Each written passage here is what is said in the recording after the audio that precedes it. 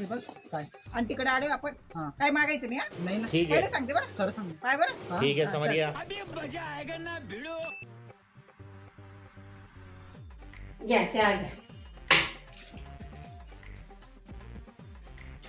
ताई तुम्ही चहा घेतला नाही, चहा घ्या ना. पण आई म्हटलं आंटीने बिस्किट दिलंच नाही आपल्याला तिथे नाही. ठेवलेलं आहे. काय म्हणतो जयेश, काय झालं? काही नाही हो असं अहो आंटी